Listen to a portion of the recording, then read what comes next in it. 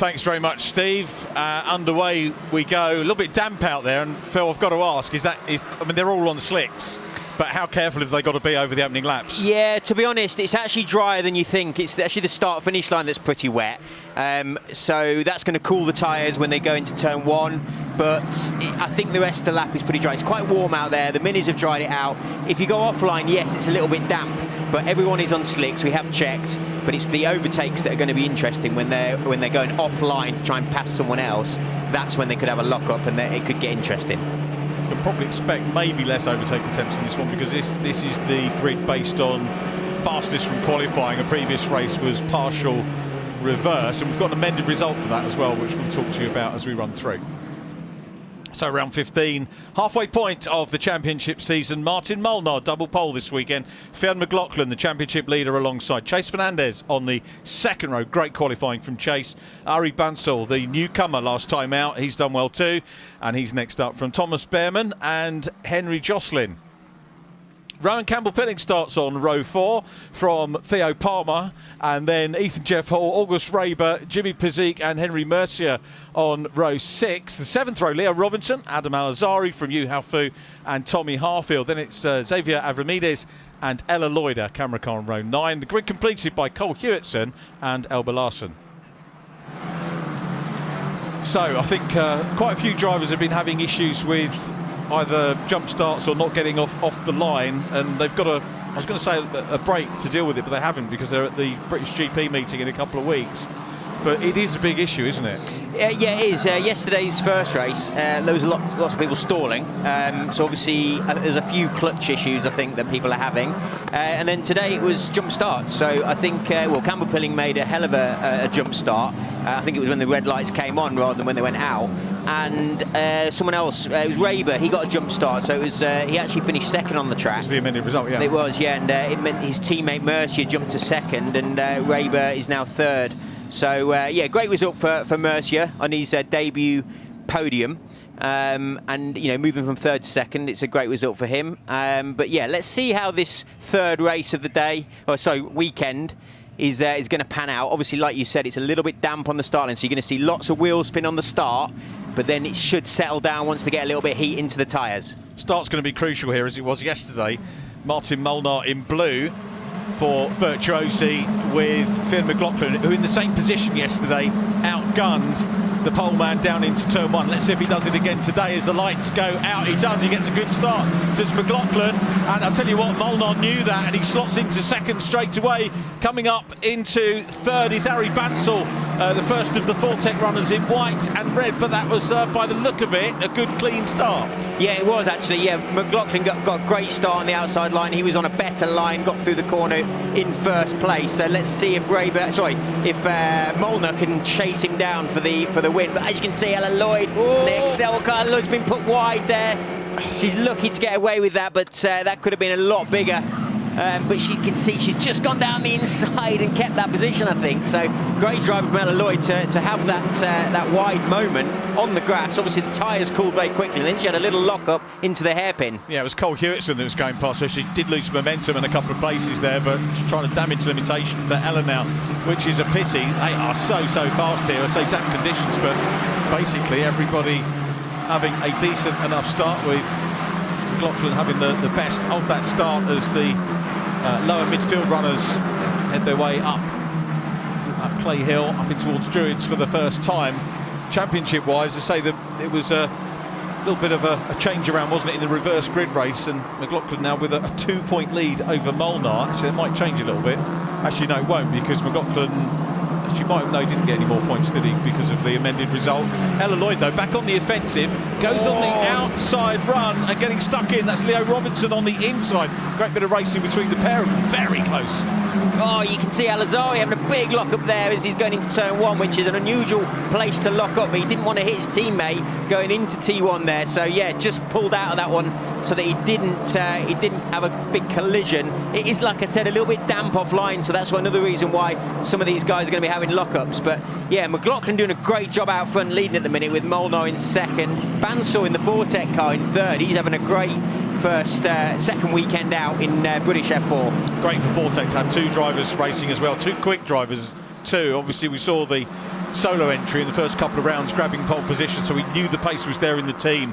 But it does nothing but help, doesn't it, when you've got a couple of teammates who can add to the data and work together. Absolutely, it's so important. That's why I feel sorry for people like Molnar, who's on his own at the minute, and obviously Campbell Pilling, he's on his own with JHR. So yeah, the more drivers you can have in the team, the more data you've got, and the more speed you can get out of each of the drivers. So yeah, it's all about comparing sort of brake shapes, throttle shapes. Oh, big moment there for McLaughlin. He locked the rears by the looks of it on the down changes. So yeah, he collected that nicely. Then had a small lock up on the front left, so or front right, sorry. So yeah, collected that one nicely, but he's pushing hard. Fastest lap as well, 22.5. Yeah, first flyer, he's got the clear track, and Finn McLaughlin. I'm trying to get my head around what happened in the first few rounds with him. I mean, he was on the podium, wasn't he, at Donington, but it's like now he's starting to exert that, not to say dominance at the moment, but I suppose it is actually, because he's in front again, second fastest off the front race. So yeah, he's doing superbly. Yeah, he certainly is. He was always there in the first few races, to be fair to him. As you can see, we've got Campbell Pilling there, and I think that's Raber who's running side by side through the hairpin. He's now got the switcheroo on him, but now Campbell Pilling's just closed it off. And yeah, good driving there from Campbell Pilling. Was indeed. Chase Fernandez down in 6th from the third place start. So Raber went for a late move. Campbell Pilling decided not to turn in, but now he's gone across the grass. It was really his corner, but Raber just showed his nose there, and yeah, it just put Campbell Pilling off, which unfortunately in that type of corner you've got nowhere to go apart from over the grass. So he's collected it well, but yeah, just not having much luck, that boy, is he? He is not. He'll write off the first half of the season and move on to the second half, which will... it was very late, look. Yep. And he's on a damp patch. It was Campbell Pilling that did the right thing there, because if he had turned in, which he had every right to, he would have caused a collision. So yeah, good bit of driving. I know he's lost a place or two, but he's still in the race. Is Raber going to get a penalty for that? No, I don't think so. No, I think he showed his nose.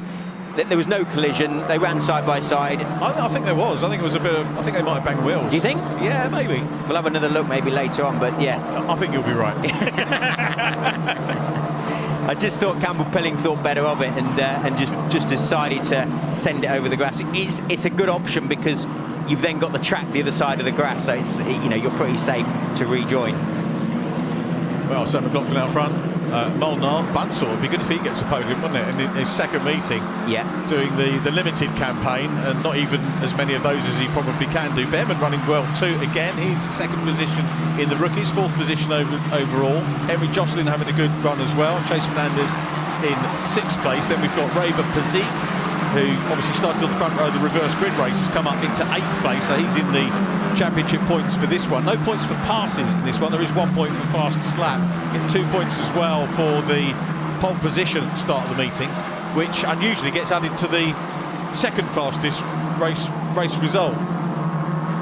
Just looking at Jeff Hall, he's actually started 9th, and you can see he's pushing hard to try and get past Theo Palmer, but yeah, he's dropped to 13th. I'm not sure exactly what happened to him earlier on in the race, but you can see now he's all over the back with the CDR car chasing him down. Now we've got a bit of rain we hear, so this is going to make things interesting and spice things up a little bit. As you can see, Harfield there spinning across the circuit. Everyone's avoided him, but as I said, the rain was coming. He managed to lock up, lose the rear, and unfortunately, I think that was actually Jeff Hall who was trying to avoid him. It was. This is the view from Ella Lloyd, so this is giving us a view as to, we can't quite see how much rain is coming down, but Ash Sutton was talking at the end of the second touring car race that the rain was expected to be here or return for their third race, and we're all about that time now. Yeah, exactly, and it's yeah, it did start to rain a little bit at the end of the touring car race, but you can see Harfield down the inside, big lock-up. He's tried to save it, but unfortunately, fair play to Jeff Hall, he's managed to avoid that, because that could have been a big accident. Yeah, that was that had me holding my breath, I've got to say. Here's Ella Lloyd. We can see on board with Ella Lloyd exactly what happened. She can see it all. As you can see, she decided to go to the inside, which is the right move. Aim for the car. If the car is going to the outside of the track, you should be fine just to carry on. And you can see, oh, they're all going off. All going off at the last corner. That's the leader, that's second, that's third. They've all gone wide because it's obviously rained heavily. And you can see, oh, has he got a damage there with the Vortec car of Bansell? Yeah. So that's Behrman leading. Wow, it's surely they're going to stop this. You've got a car across the pit wall there, at the very least a safety car. If the rain gets worse, the officials will be having very urgent considerations as to what they need to do, but it's Thomas Behrman leading it now.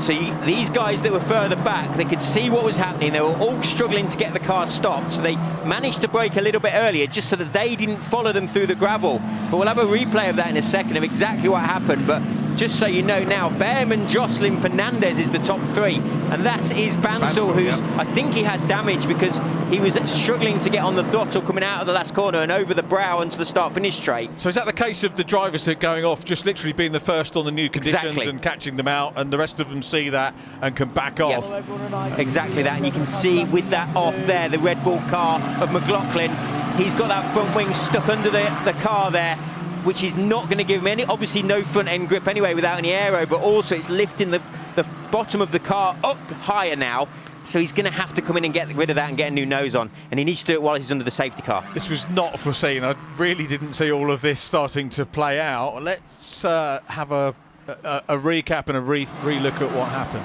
So it's obviously raining. You can't really see it on the TV there, but it's raining a bit harder because you can see all these guys in the top there. They've all locked up. They all run wide. Now you can see it on the camera. He's obviously broken his front wing as he's gone through the gravel, or as he's rejoined. Oh no, he's got it collected. He's been collected by the Fortec car of Bansal. Bansal then has got rear left suspension damage by the looks of it, because that is why he couldn't carry on. Yeah, you can see the rear left now is just hanging on. And I think that's what spits him across the circuit as he tries to get on the power, because he doesn't realise that he's got any damage. Oh, this could have been huge. Everyone's avoided that. We could have had two really big ones in this race, and I'm so grateful that we haven't. Driver's okay. They get a chance to calm down. They get a chance to, not they needed calming down per se, but they just gets a chance to take a breather, take stock of what's happening. Safety team just nipping down to check that, as you can see, Harry's out of the car, which is the good news. He's okay, and had pace as well. So Fortec back, as we said earlier on in the second race of the weekend, Fortec having the pace and just the change of conditions catching everyone out there. Exactly that, and yeah, real shame for Bansal there. He's been flying since he joined the championship and shown some real pace in testing, so he didn't deserve that accident there, which yeah, it's put him out of the race, because all it was is just running a little bit wide. If he hadn't have caught the wing of McLaughlin, he would have been able to carry on and you know, finish the race. But yeah, really unfortunate. The handy thing is actually right by the medical centre. You can see he's okay, and it is just precautionary that they take him over and get to have a look. The meatball flag, as we call it, being shown to McLaughlin. That's because he's got that bit of that wing wedged under the car, and what the organisers don't want is that to fly off and hit a marshal or damage somewhere else. In race 2, we talked about Ella Lloyd's front wing, which was slightly damaged, and they let her carry on because it wasn't as bad as this. And this is what I was talking about in race 2 of the weekend, where they do show the meatball flag, the mechanical issue flag, which means that he does need to pit. Hopefully they'll tell him on the radio as well, so that he can get that changed as quickly as possible, so he can join the train of cars. He's coming into the pits now. He would want to stay out because there are championship ramifications as we get to... Oh, blimey. I think that was Mercier that was trying to avoid that. Yeah. So he's done a great job not to get collected by the Fortec car of Bansal.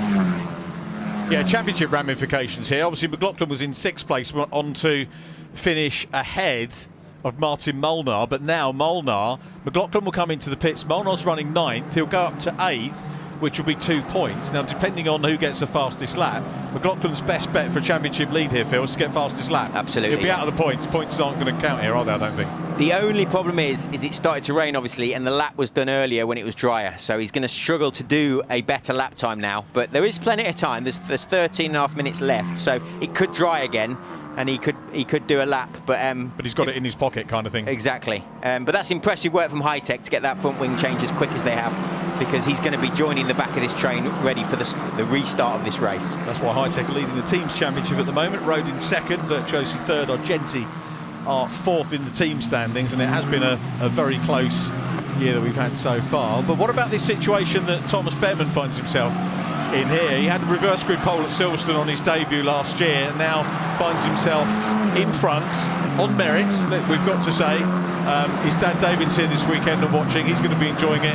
He's going to be very keen to see how it goes. Yeah, David's really pleased with his progress so far. I was talking to him earlier, and he's so happy with how well he's doing and how well he's improving every weekend. So yeah, let's see if the younger Bearman can do the job here. The safety car lights are out. He's weaving to get as much heat in the tyres as he can. Let's see if he can outsmart Jocelyn in the Fortec car. Getting ready to come racing once again. So Bearman, Jocelyn, Fernandez, Jimmy Pazik is now up into 4th place. He wouldn't have predicted that. Restart. Great restart there by Bearman, who goes across the line and will lead from Jocelyn, Fernandez, Pazik, Alazari. Then it's McLaughlin, was in 6th place. He will, of course, have come in. So Mercier now 6th. Raber next up from Molnar in 8th place. And then Campbell Pilling 9th from Theo Palmer. Two Argenti top 10, and the Argenti teammates clash.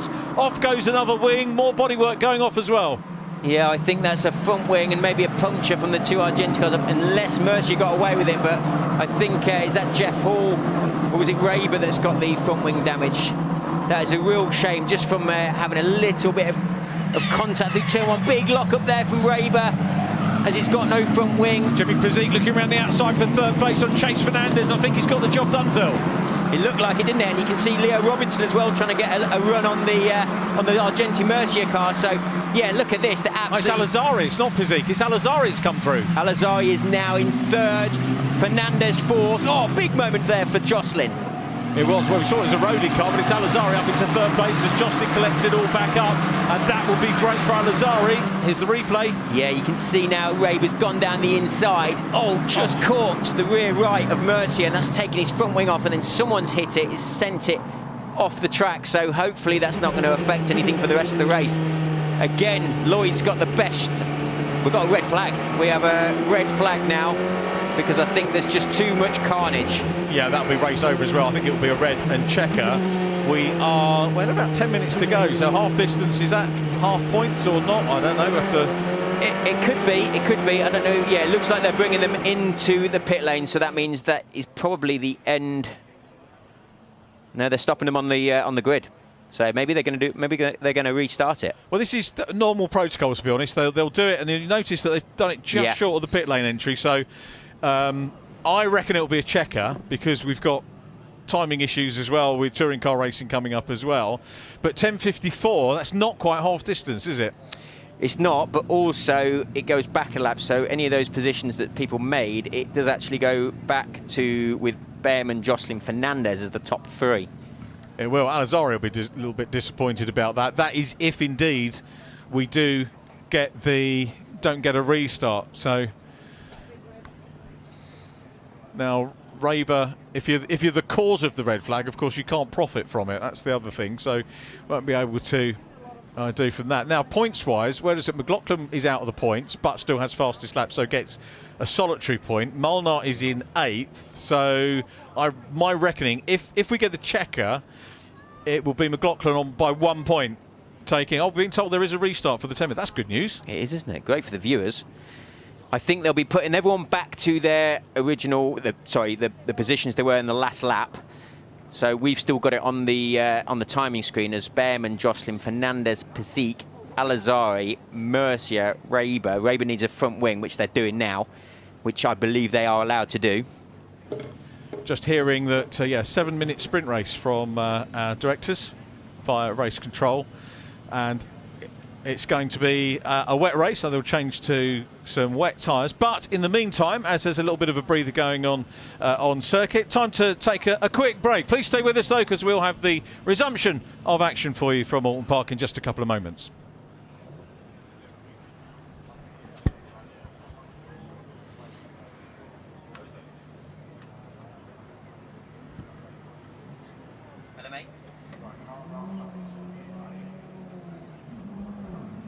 I believe they are for safety reasons. Yeah, I'm sure they are. Yeah, I think it is. I think it's part of the rules. I think.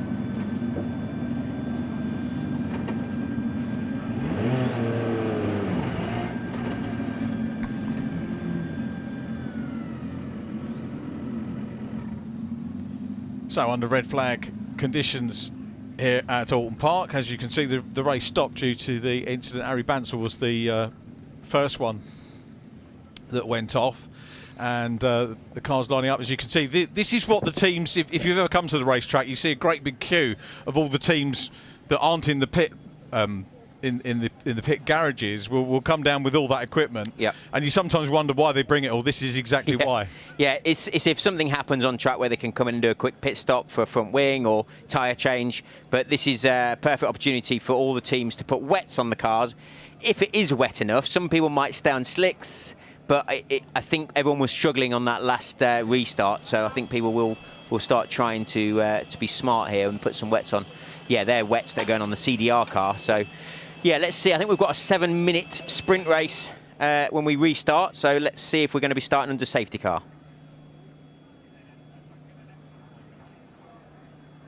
Go for it. Well, just get car up. At the moment, you can't even get car up. Get car so you can get it up. Get the car so you can get it up. So welcome back to Oulton Park, the first part of the race red flagged, and we're going to have a 7-minute sprint race. Most of the cars changing over. Now what happens usually, of course, is you put the wet tyres on and then it dries up. Yeah, exactly. That is exactly what's going to happen, isn't it? But I see some of them, I was just listening in there, some of them were thinking about staying on slicks because it is fairly warm and it's not actually, I don't think it's raining anymore, so they're sort of going to gamble with staying on slicks, but they've got the wets ready, look. Now bearing in mind you can't feel the track or see what's going on, we get a rough idea what's going on. What would be your call here? Do you know what? We had a race at Spa recently and it was the same conditions. Yeah, and because we were starting further back, I made a call for our driver to go slicks and it dried out at the end of the race and he came through and got on the podium from the back. So I would personally, if you're further back, stay on slicks just because you may as well take the gamble with 7 minutes to go. But if you're further forward, it might be better just to have the grip to keep position, keep track position by staying on the wets. Have you ever done a thing where you've got that conundrum, you don't know what to do, and you flicked a coin or something like that to do it, or do you actually have, has it always 100% been a reasoned decision? Yeah, there's method behind what you choose, but sometimes it is a gamble. It's a 50-50 gamble, so you could flick a coin, but I don't think that's the right thing to do. But you've never done that? No. So we're going to have a little bit of a mixture, but yeah, the championship, what a topsy-turvy season it's been so far for F4. We saw McLaughlin take the lead. I think he's maybe, the way things were panning out, going to hang on to it, but by a very, very slim margin. Then these cars in a fortnight go away to Silverstone for the support. I know we banged on about that. It's not part of the championship, but it does have that prestige with it. I mean, everybody's going to want to do well in front of that huge audience, and it will have ramifications in terms of how the drivers feel when they come back to the main championship. Yeah, and also it's just a bit more experience for them. You know, going to do a one-off race, which is not for the championship, it's good experience for some of these guys and girls that are going to be doing it. Some aren't doing it. You know, it is an extra cost to go and do that weekend. So it's just dependent on what position you're in. But in my opinion, it's a great event to do because you're in front of all the right people that you're trying to impress at the top, because a lot of these, 3 of these drivers on the grid are backed by Formula 1 junior programs, so F1 teams, so they need to do it. Like Ella Lloyd will probably be doing it for the McLaren team, and then you've got Jeff Hall, who's Merck, and then obviously you've got McLaughlin, who's definitely doing it, I know, is in the Red Bull car for high tech. So yeah, it's important to do, in my opinion, and it will be more experience, like I said. But yeah, let's see what the weather brings. This is probably going to be good practice because it always seems to rain at Silverstone. Yeah, the good thing about the commentary box is normally it's in the dry. Well, that little shed was a bit flooded, wasn't it, when we were at Thruxton previous time? But my legs are getting a bit wet, but that was my silly choice of putting shorts on this morning. We love your shorts, mate. After that, the F4, of course, won't be, or you may not know, F4 won't be with us at Croft because that's one of their away rounds. They're going to go away and race at Zandvoort, which is their next championship round. And then the travelling continues for them because they are at Knockhill, so we will be rejoined by these runners at Knockhill circuit. Yeah, it's great that they're going to Zandvoort as well because it's another F1 circuit that they need to learn. And it's good experience for them to get that in nice and early in F4. So it's really good that they're going there, but it's even better that they come back and join us for the ITV viewers back at Knockhill. So Ella Lloyd staying on slicks. The leaders are on the wet tyre, and they're as taken by the conundrum as you were. Yeah, I think it's basically what I said, isn't it? Is that the leaders you should probably go wets just to try and pull away, get a bit of a gap. If it was longer than 7 minutes, the slicks could work, but you may as well gamble it right now because you never know what's going to happen. It could dry very quickly. It depends how quickly they get going, but the slick will probably come in right at the end, which is too late. We'll see how that works out. I think we're being told that the cars in the pit lane aren't in the correct order, so there's still going to be a little bit of sorting out to do, and that might well be safety car restart, by the way. So that's a good, sensible decision rather than going through the normal procedure of an out lap or a reconnaissance lap and then get them on the grid. So they're actually getting track time and getting to see where grip is or isn't. Exactly. Yeah, I think it's still raining. Look so at that, that's definitely a good shot. Great shot. A shout for wets. I think everyone, by the time we actually start this race, I think everyone will be on wets because that rain is heavy, isn't it? Anyone that's, I think it will even be declared as a wet race. Therefore, everyone has to start on wets. Everyone was expecting it to be a lovely, sunny scorcher this weekend, and from talking to my home in the south of England, I don't think they've had any rain so far today, and they were quite surprised when I reported in this morning that I'd got soaked. But you expect it. But everyone's come prepared. Have you noticed that? They have, apart from me. I'm freezing. I can't believe it's been only 16 degrees today, and it's raining. But the fans, look, they're loving it. They're having a great time. They are all dressed for the occasion. They've brought all the rain gear, and it's hammering it down now. It is. We need Paul, don't we, when we're crowd surfing actually and having a look. They need to get Ella Lloyd on wets now, because I saw that she was still on slicks. And it's now made its way to the pit lane, this rain. But maybe it's too late. Maybe the time is up. So she's now going to have to start on slicks, which is definitely the wrong decision. This is where the championship organisers, the race officials really earn their money, because they've got to sort out the order. They've got to call everything out and make sure everyone gets out in the correct order. And that's exactly what they're trying to do now to get them out. Fair play. Good stuff. That isn't easy to do, to try and do that in the pit lane where there's not much space anyway.